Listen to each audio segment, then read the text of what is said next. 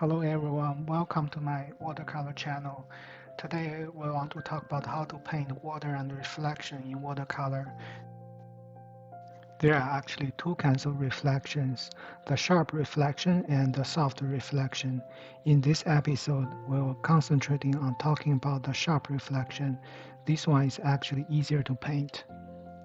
So the initial sketch, as this reference photo suggests, it is very simple.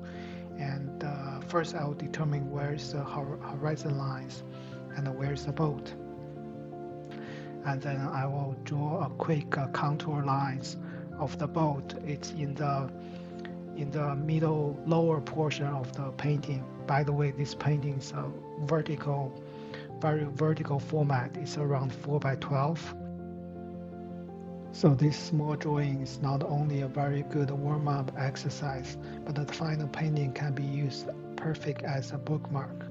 If you watch my previous demonstration, my process is always the same. I will use my small brush to wet the paper, both the back side as well as the front side. So once I wet the back, you can see the painting start to curl up, and then I will wet the front side. In this way, the painting will stay flat and perfectly stay on my drawing board. So the initial wash for this one, I will use a yellow ochre color to paint the horizon lines as well as the lighter portion of the sky. Also the reflection in the water. So I quite like this method and this way of the painting process. After the initial light wash, I will use a colder tones for the sky as well as the water because I provide the paper. So right now, any color when applied can be blend together, and the color transition between one color and the other will be super smoothly. So as you can see my drawing process, I will leave my board and almost apply to a little bit force and with the help of gravity to allow the paint to mixing and blending together. I will call this the darker color invading the lighter zones. I quite like this feather effects. So moving down to the water portion. So this I will start the transition color from a cobalt blue to a more turquoise green color, and then to the bottom I also change to a more ultramarine blue to a darker tones, suggest a different shade of blues on the water happening on the water. I particularly carefully leave out some excessive paint and water on the edges to avoid the backflow to the paper. So at this stage, the initial wash is done. I can either wait for a second and or start to apply to the waves and the ripples. You have to do this when everything's wet because I want to get this super nice soft effects and allow the water to expand a little bit more, so mimic the real water ripple effects. You can only do this when everything's wet or damp. So not until it's fully dry, I start to draw the background mountains. So when you apply the watercolor to a perfect timing, it will literally paint for itself, as this you suggested when I paint the mountains, because oneness of the paper will expand to a lower portion, which is perfect for the mountain reflections. So I paint the mountain and the reflection almost two things at the same time.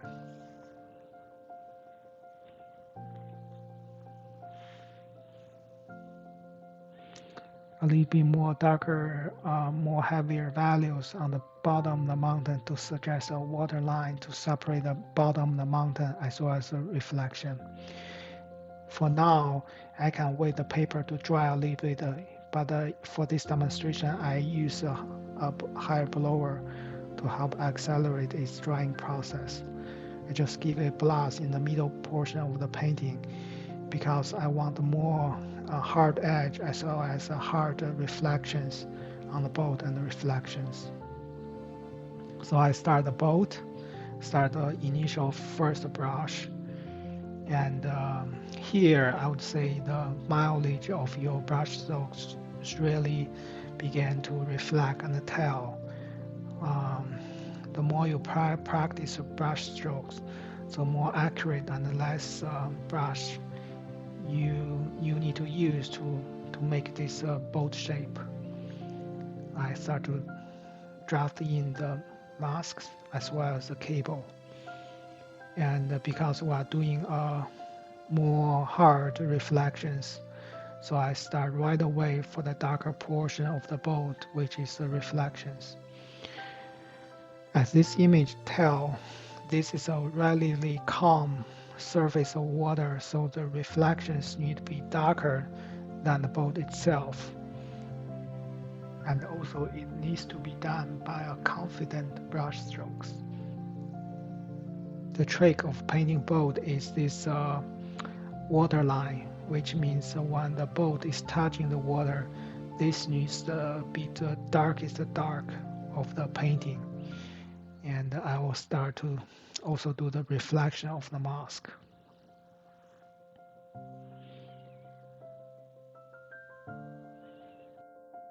Again, I always come back to the water line of the boat. This is actually the essence of painting the boat. Almost need to make the water line as well as the edge of the boat the darkest dark. It also helps to isolate the subject and make the boat really stand out and create a sense of interest. A few dark ripples reflection here and there, and then this painting will be done very soon. So I suggest a distant boat, using the least amount of brush strokes to achieve this impressionistic look and feel. And then this is a final finished painting. So again, we are talking about how to paint the water and the reflections. Again, this is a sharp reflections. In the next episode, we are going to talk about the soft reflections. Hope you enjoy this episode. I will see you next time. Happy painting. Goodbye.